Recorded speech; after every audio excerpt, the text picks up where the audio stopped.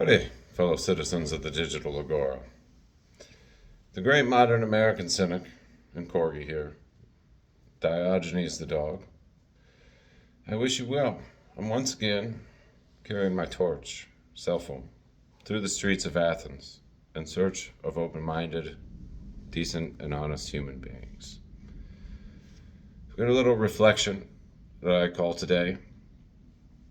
When someone tells you who they are. And this is a reference to a Maya Angelou quote, the poet and author from the United States.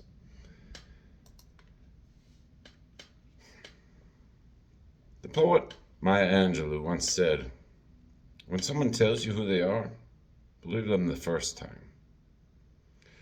Most people hear that as relationship advice. And, well, to be fair, it is. But tonight, I want to suggest it might be the most important rule in politics, in history, in the world we are living through right now. I'm carrying my little lantern through the streets again tonight, looking for honest humans. Let us walk together. The pattern in history is full of moments where leaders told us exactly what they intended to do. We just didn't believe them. Russia, in 2005, Vladimir Putin called the collapse of the Soviet Union the greatest geopolitical catastrophe of the century. He spent years writing and speaking about restoring Russian power in what he called its near abroad. People debated whether he really meant it. And then came Georgia. Then came Crimea. Then came Ukraine. He told us. China. Xi Jinping speaks constantly about ending what China calls the century of humiliation.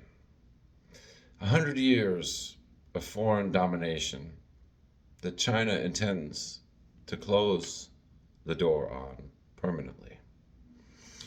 The message has never been subtle. China intends to reclaim its place as a great power. He told us. The Western Hemisphere. In 1823, the United States issued the Monroe Doctrine, a warning to European powers. Stay out of the Americas. The idea that the Western Hemisphere should remain under American influence never disappeared. It just got quiet for a while. In early 2025, the language came back. Loud, named, signed. They told us. The multipolar shift. Here is the larger frame. For 30 years after the Cold War, the world operated under what strategists call a unipolar moment. One dominant power, one dominant order. That moment is ending.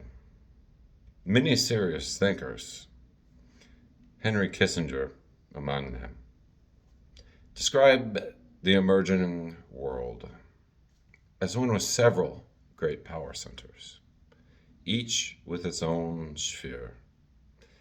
Visualize it simply. The United States asserting dominance in the Western Hemisphere. China consolidating influence across East Asia.